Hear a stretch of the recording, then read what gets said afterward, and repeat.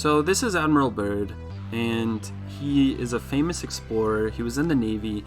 He was part of Operation Highjump. He actually led Operation Highjump in 1946, and then later Operation Deep Freeze in 1955.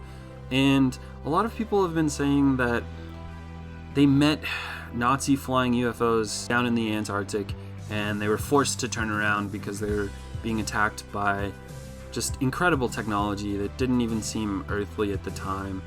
And there's really no truth to that at all. And if you think there is, I challenge you to send me all of your evidence, including pictures, official testimonies, official documents, really anything you think that is out there that proves that there was something anomalous that happened. Send it to me and I'll make another video later about it if I made any mistakes with this video. But as far as I know, to my knowledge, there is no evidence for that is credible. So a lot of this Hollow Earth stuff comes from a diary that is supposedly a long lost diary. Now, to my knowledge, Admiral Byrd did not actually write this diary, and all of the crazy woo-woo Hollow Earth theories and all of that was added in later after his death. This could have been done either to support an agenda, like Hollow Earth theory, or it could be done just for profit purposes to earn more money with the crazy long lost story. But if you actually look into the real events of what happened, some of these theories, like finding a green, luscious jungle oasis complete with live woolly mammoths, a lot of this is completely exaggerated, taken out of context, and it might have originated from sort of thermal vents that exist. And there are, in fact, areas in Antarctica that do not have ice. They're deserts, though. So it's not a lush tropical expanse or some secret hollow earth. It's just a desert in Antarctica. And he did, in fact, fly over these areas, but there was no woolly mammoths that were alive, and there were no green trees or some magical oasis. So you can read this. It's completely over exaggerated. And here we have his book, The Secret Lost Diary of Admiral Richard E. Byrd and the Phantom of the Poles. So let's see what's on the reverse. It's a little bit too small here, so I opened it up here. You can read it. Now, I also see this mentioned a lot too. I'd like to see that land beyond the pole. People like to say that beyond the pole is somehow evidence that there's something inside the Earth. That's not true. I'll play a clip for you later that explains exactly what he's talking about. In an interview, he says there's an area that's the size of the United States beyond the pole. Admiral Byrd, you've been to both the North Pole and the South Pole. Is there any unexplored land left on this Earth that might appeal to adventurous young Americans? Yes, there is. And not up around the North Pole, because it's getting crowded up there now, because they find out it's really usable, not only to live in, but militarily. But strangely enough, there's left in the world today an area as big as the United States that's never been seen by a human being. And that's beyond the pole, on the other side of the South Pole, from Middle America. And I think it's quite astonishing that there should be an area as big as that unexplored. That's a tremendous So challenge. there's a lot of adventure left down at the bottom of the world. Well, Admiral, do you hope to see that? I do. So in this interview, he says that there's an area the size of the United States beyond the pole from Little America. Now, a lot of people have been saying that this makes no sense, that there's an area the size of the United States on the other side of the pole from Middle America. They're misquoting him and saying that he said Middle America, when in fact he said Little America, which was an Antarctic base. On the other side of the South Pole from Middle America.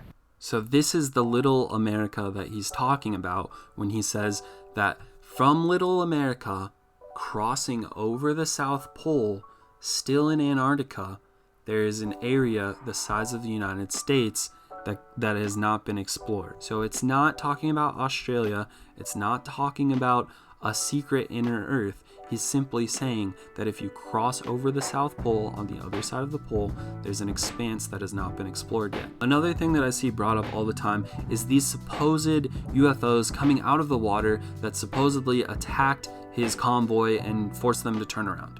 The reason that they ceased the operation and decided to turn back was because it was too cold and they had supply issues. There's no evidence of a UFO attack on this convoy, and the only people that died froze to death. One plane did go down, which is understandable again in 1946 in Antarctica, flying over mountain ranges and with all the extreme wind and weather.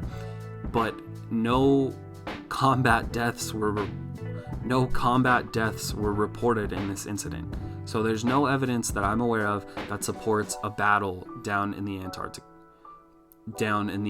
Circle.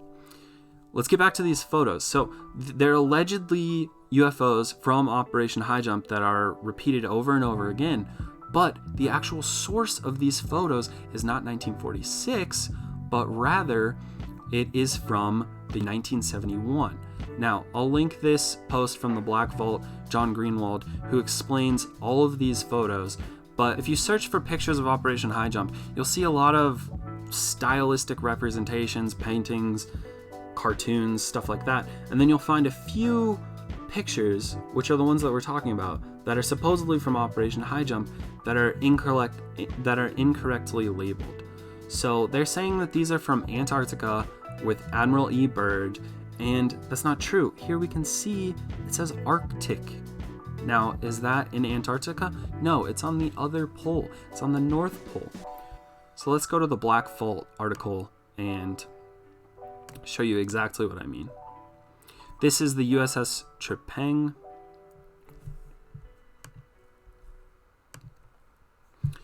Here is the Black Vault article that has all of these pictures. Some of them are pretty weird looking, but you can see that these photos that are supposedly from Operation Highjump were not from Antarctica, but rather from the Arctic and the USS Trepang in 1971 rather than 1946, right after World War II. So the main theory behind these photos is that they're blimps used for target practice by the Navy. And it does look weird how they're either falling into the water or coming out of the water, but it seems pretty clear that they're used for target practice. Like this one, for example, it looks like it might have been shot or on fire possibly, and you have a word from the Admiral. I'll link this so you can read through all of it if you're curious. And here's the exact location of where the Trepang was. I'm not sure if I'm saying that right. It might be Trepang. I'm not sure. My apologies for that. But here we have even more photos. And finally, we have the exact location, which is again in the Arctic. And I don't think it's on this island, but I think rather it is in the coast. So once again, it's the Arctic, not Antarctica, not Operation Highjump. And this picture is really interesting too because it shows this cloud, which was visible in all the other pictures as well. I don't know if this is a product of the balloon itself or if it's the weapons that are being fired into it, whether it's tracer rounds or some sort of anti-aircraft or even ship artillery. I'm not sure. But the point is, it's not from Operation Highjump and it's not Nazi UFOs. So here's an example from today of what they look like. And I think it's interesting that this one looks like a Tic Tac. Okay, moving on to his quotes. So I'm sure if you're a believer of the UFO hypothesis with Operation Highjump, you're probably saying right about now, what about his warning about the objects that can fly from pole to pole? Well, let's get into that. This is how it's usually reported. The United States would be attacked by flying objects which could fly from pole to pole at incredible speeds. Here's the thing, guys. Admiral Byrd was a man that was way ahead of his time. He was very intelligent and he was predicting things like global warming, and he understood the strategic importance of Antarctica. That's in terms of scientific research facilities, weather research, resource extraction, and also military and economic importance of the region. So he completely understood that technology is advancing at an ever-increasing rate and the world is getting smaller. So he knew that in just a few short decades, which came to be true, we would have nuclear-capable bombers that are able to fly over both poles if necessary. And that's exactly what we had during the Cold War. We had Russian and American bombers flying over the Arctic, the North Pole, and that was part of the Cold War, having 24/7 strike capabilities as part of the MAD, or Mutually Assured Destruction strategy.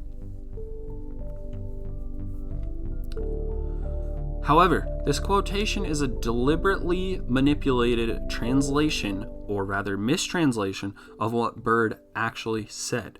Here's the text from the original interview in Spanish and in accurate English translation. So here's the Spanish. If you speak Spanish, maybe you can try translating it for yourself.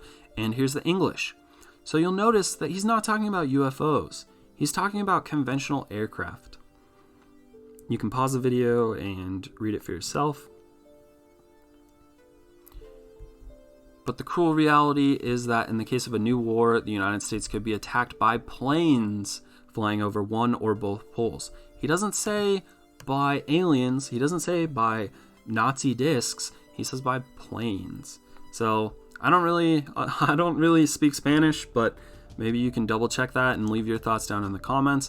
But it seems like this quote or myth quote was incredibly misleading, and again, there's no real evidence for anything anomalous that happened down there. And I saw this pop up recently on Reddit too, that Admiral Byrd's son, his name was Richard E. Byrd Jr., and he died somewhat mysteriously, kind of in a warehouse, and people are using this as evidence that he knew something that he wasn't supposed to share. But the coroner's report says that it was just dehydration.